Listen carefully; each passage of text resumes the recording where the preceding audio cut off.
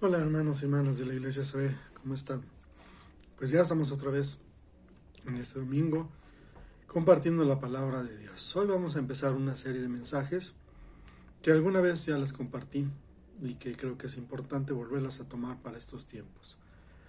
Vamos a hablar de principios, pasos, consejos para tener una macro bendición.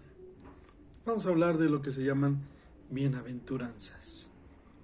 9 bienaventuranzas que Jesucristo al inicio de su propuesta presentó para mostrarles lo que era la realidad de lo que Él venía a hacer, de lo que Él quería hacer y de cómo lo quería hacer.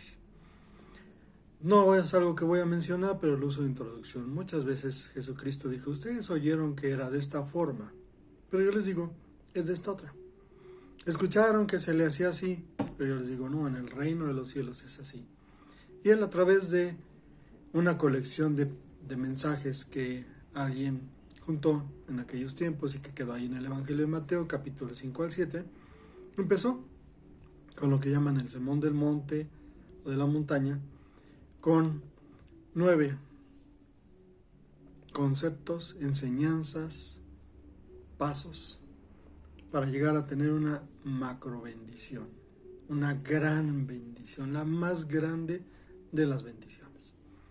No voy a leerlos todos, solamente voy a leerles Mateo 5:3, que dice: bienaventurados los pobres en espíritu, porque de ellos es el reino de los cielos.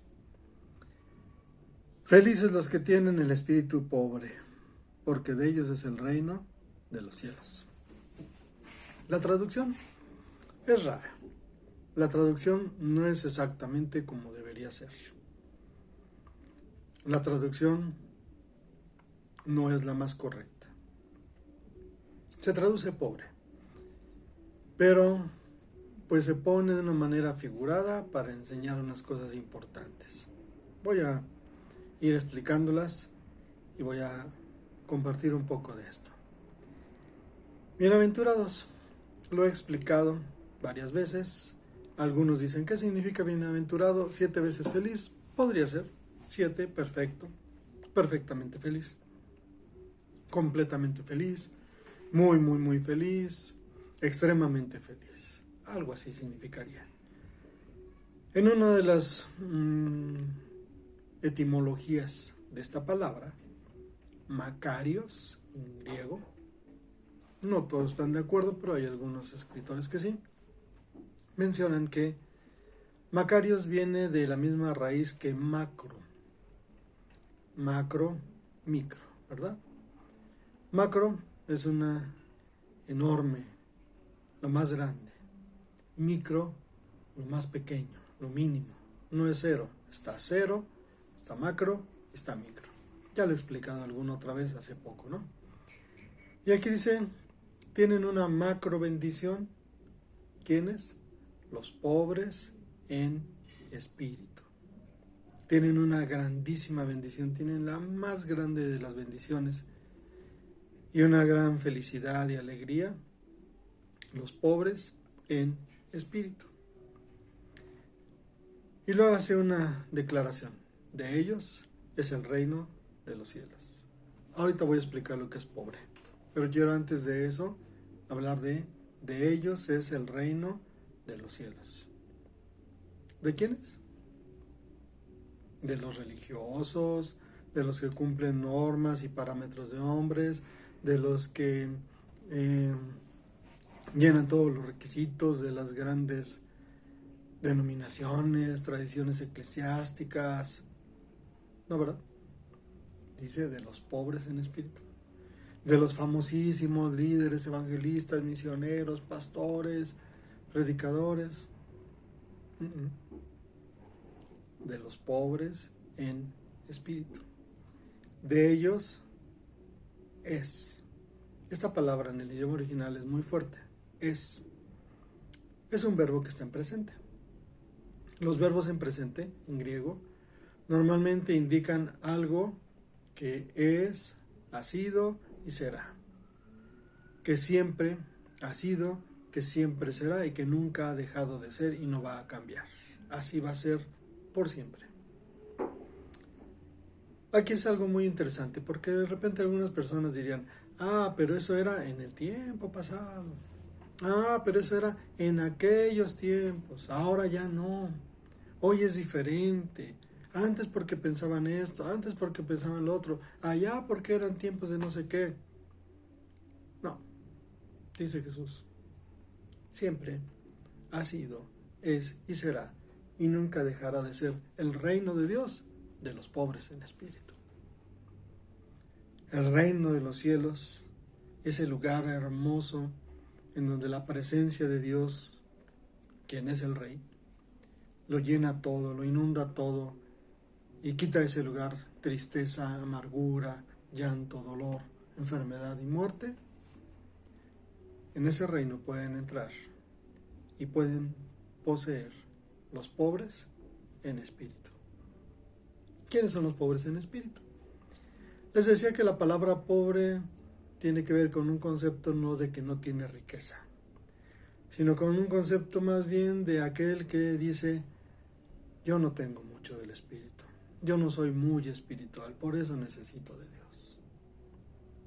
El pobre en espíritu no es el que dice, yo soy muy espiritual y por eso yo logro esto, yo logro aquello porque yo tengo mucha fe y yo voy a salir adelante y yo soy un...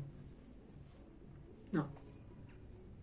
Aquí la palabra pobre habla de aquella persona que dice, yo no soy espiritual. Necesito tanto de Dios porque me cuesta tanto entender las cosas espirituales, vivir las cosas espirituales y ser como Dios quiere y espera que yo sea. Por ahí va más o menos el asunto. Los pobres en espíritu, dicen algunos, son capaces de soltar lo que tienen por el verdadero evangelio. Quizá algunos dicen, es que así me lo han enseñado siempre, pero no es. Es que así es como debería ser, pero no es. Es que así digo que es porque yo soy el que sé más y sé que debe ser así porque así tiene que ser. Y dice Jesús, no. Los pobres en espíritu son los que son capaces de soltar todas esas cosas por algo más valioso. Una parábola Jesús dijo. Había un hombre que tenía mucho dinero, encontró una perla de gran precio, el evangelio, ¿y qué fue lo que hizo? Vendió todo lo que tenía, compró el terreno y entonces encontró la perla de gran precio. ¿Entiendes? Soltar lo que es valioso para ti cuando encuentras la verdad del evangelio de Jesucristo. Eso es ser pobre en espíritu. Pero es que yo confío en esto, pero es que yo lo hago de esta forma, pero yo pienso en esto, yo creo en esto. Ese no es un pobre en espíritu. ¿Recuerdas el rico? Es que tenía muchas posesiones y yo, no, ¿cómo? No puedo encontrar el reino de Dios. Es que primero tengo que hacer esto, no puedo encontrar el reino de Dios. Y dice aquí la palabra de Dios, solo de los pobres ha sido, es y siempre será el reino de los cielos, de los pobres en espíritu. No habla de dinero. Puede haber ricos y ser pobres en espíritu, y puede haber pobres y creerse ricos en espíritu. Habla más bien de otra cosa, de actitud. Lo voy a ejemplificar. Voy a ir a 2 versículos. No me va a tardar mucho. Solamente voy a mencionarlos. No los vamos a leer. Ustedes recuerden que cada vez que se traben en algo, que cada vez que le interese algo, pónganle pausa y analizan, buscan los versículos, subrayan las palabras que consideran o algo que yo dije y continúan. Hechos 8, 26 al 37. Rápidamente les digo, aquí habla de que Dios guió a uno de los discípulos de Jesús que se llamaba Felipe y lo guió a que fuera a predicarle a una persona que no se sabe su nombre, simplemente se sabe que era un eunuco etíope. Y es donde nos encontramos a 2 personas pobres en espíritu. Es curioso. Hechos 8, 26 al 37. No era pues exactamente judío, parecía que sí, pero había nacido en otro lugar. Por lo siguiente, vamos a hablar de esta persona, el eunuco. ¿Quiénes eran los eunucos? Todavía en tiempos de Jesús, los grandes reyes tenían hombres a los que mutilaban sus genitales para que fueran los cuidadores de sus harem o su harem, de sus princesas, de sus reinas. Entonces este etíope era una persona así. Era una persona que desde niño habían mutilado sus genitales y se dedicaba a cuidar a la reina de los etíopes. Y además era el tesorero de la reina. O sea que no era... tenía dinero y tenía influencias y tenía muchas cosas. ¿Por qué? Porque dice en esos versículos que iba sentado en su carro. Él no iba cargando un carro en los hombros, sino él iba sentado en un camastro y iban cargándole esclavos a él. Eso era lo más seguro. Y ahí va el tesorero de la reina de los etíopes, sentado en su carro. Eunuco, no tenía esposa, no tenía hijos, sino estaba dedicado a cuidar a la reina. Vino a Jerusalén a adorar. No se sabe bien si era judío o no, probablemente era un judío de la dispersión nacido en Etiopía y que regresaba cada año a adorar. Iba leyendo a Isaías. Si leía a Isaías sabía hebreo. Solamente así lo podía leer. No estaba en etíope traducido el libro de Isaías. Pero esta persona de repente iba leyendo, tratando de entender por qué decía la Biblia de un cordero que había que inmolar y entregar y morir por los pecados de los seres humanos. Y se acerca Felipe y le dice, ¿entiendes? Y esa persona no dijo, oh, claro que sí, por supuesto que sí, mira, yo te puedo explicar, yo soy el gran conocedor porque he andado por allá y por acá. No, esa persona le dijo, no. Y la pobreza de espíritu, su humildad, su sencillez, sus ganas de soltar lo pasado, su ganas de no aferrarse a sus propias ideas, sino aceptar y obedecer esa explicación que venía de Dios. Probablemente hasta Dios le había dicho a él, ¿va a llegar alguien a explicarte? Le dijo el eunuco a Felipe, ¿me enseñas? Y abrió su corazón, y abrió su mente, y abrió su disposición a ser enseñado y moldeado, y a ser capaz de abrir todo lo que él tenía dispuesto para escuchar el verdadero mensaje. ¿Me enseñas? Qué palabras más humildes, ¿no? Normalmente todos queremos ser los que enseñan a los demás. Pero esa persona dice, enséñame. No sé. Voy leyendo, pero no entiendo a qué se refiere este versículo. Habla de él, habla de otra persona, ya pasó, va a pasar, ¿cuándo va a suceder? No entiendo qué pasa aquí. Y entonces, en humildad, en sencillez de corazón, en esa pobreza de espíritu, en ese reconocer que necesitaba de Dios, y quizá a alguien que lo ayudara a entender eso que necesitaba de Dios, se dejó enseñar por Felipe. No lo conocía. Pienso que probablemente Dios le dijo al eunuco, te voy a enviar a alguien. Pero aún así no lo conocía. Se le acercó de repente en su carro y hasta le dijo, vente, súbete. Enséñame. No sé. Enséñame, por favor.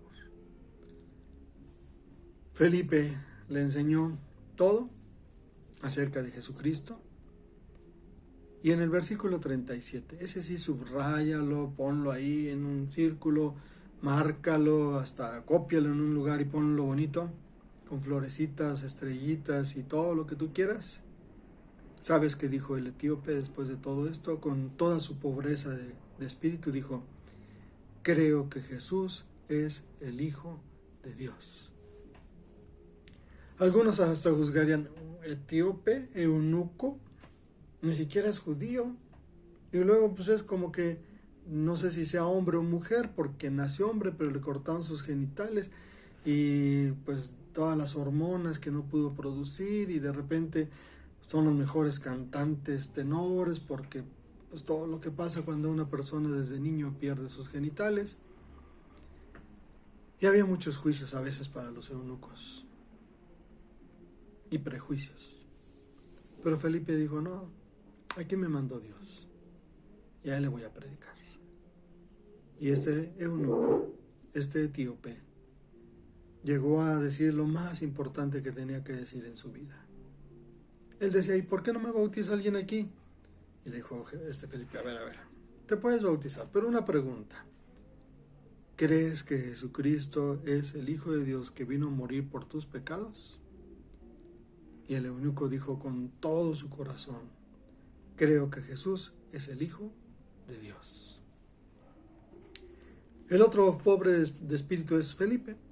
Él estaba en un lugar, un ángel le dice, vas a ir al desierto.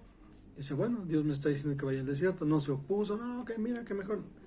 Acércate al etíope eunuco. ¿Cómo que van a decir de mí, Señor? Ni siquiera es judío, es de Etiopía. Y luego mira lo que es un eunuco. Y luego le tienes que decir, ¿entiendes lo que él es? ¿Cómo le voy a explicar a él? ¿Sí? Se subió. No tan solo se acercó, se subió. Se sentó con él. Le anunció el Evangelio de Jesucristo al grado en que llegó a poder preguntarle, ¿crees de todo corazón? Y la respuesta ya la dijimos, creo que Jesús es el Hijo de Dios. Pero Felipe también fue pobre en espíritu, porque obedeció a Dios, porque fue capaz de soltar todos esos prejuicios. ¿Recuerdan a Pedro? No voy a ir a casa de Cornelio porque me van a juzgar todos mis amigos judíos de que ando metido en la casa de uno que no es judío, de un gentil. Felipe no sabía bien quién era este eunuco, solamente sabía que era de Etiopía. No sabía si era judío o no entendían ahí, pues súbete, me subo. Él no pensó que van a decir de mí, me van a ver aquí los no sé qué, me van a ver los otros, que van a juzgarme los demás. Se sentó con él y fue obediente a las indicaciones de Dios, con un solo objetivo, compartirle el Evangelio de Jesucristo a esta persona que lo estaba buscando, hasta llegarle a preguntar, ¿crees de todo corazón? Lo llevó a tomar una decisión. No simplemente le compartió, dijo, bueno, ya me voy. Ay, tú sabes, y pues, si quieres creer, si no, si esto, lo otro, si... No, nada más le dijo, ¿crees de todo corazón? Después de que explicó, necesitaba algo, creer de todo corazón. ¿Sabes quiénes son los pobres de espíritu? Los que se abren a que Dios les hable. Y después, de todo corazón, creen y declaran que Jesús es el Hijo de Dios. Y se entrega. Desapareció Felipe, ¿no? Lean con cuidado esta narración, Hechos 8, 26 al 37. Y el eunuco se fue feliz. Soy cristiano, recibí al Señor. Qué gozoso estoy porque de todo corazón he entregado mi vida a Jesús. ¿Cómo has tú creído en Jesús? ¿Cómo vienes a la iglesia? ¿Cómo te acercas a Dios? ¿Cómo lees la Biblia? ¿Cómo oras? Alguna vez yo creo que sí, de todo corazón dijiste, creo que Jesús es el Hijo de Dios, pero quizá los afanes, las angustias, la ansiedad, la falta de economía, los problemas de salud, todo esto pudo hacer que te olvidaras de Dios o te alejaras de Dios. El pobre de corazón, el pobre de espíritu es el que de todo corazón dice, después de entenderlo guiado por Dios, creo que Jesús es el Hijo de Dios. El que es pobre en el espíritu deja que el Espíritu Santo lo guíe. Otro ejemplo, no les digo, no lo leo todo, no me lo explico. Después busquen Mateo 13, 53 al 58, rápidamente. Jesucristo se fue a su tierra a predicar. Quería que sus paisanos le conocieran y se acercaran a Dios y encontraran el perdón de sus pecados. Cuando Él les enseñaba en la sinagoga y en su tierra, con los que lo vieron crecer y que sabían muchas cosas de Él les estaba enseñando. Y las personas de ese lugar en vez de creer, decían, ¿quién es este? ¿De dónde agarró tanta sabiduría? ¿No es el hijo de José el carpintero? ¿Su mamá? Aquí está María, la vecina que vive acá. Sus hermanos, Jacobo, José, Simón, Judas. Los conocemos a todos ellos desde niños. Sus hermanas, aquí andan entre nosotros. ¿De dónde hace todas estas cosas? ¿Cómo hace milagros? ¿De dónde dice tantas? ¿Quién es?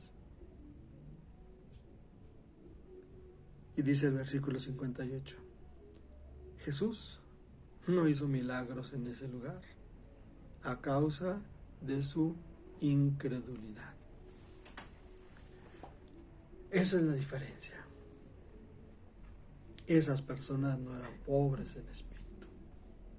Ellos decían, ¿qué me viene a enseñar a mí si yo lo conozco? ¿Qué me viene a hablar de Dios sí? Pues yo lo vi desde niño. Yo conozco a sus padres, que me hace las sillas y las mesas. Su mamá ahí anda.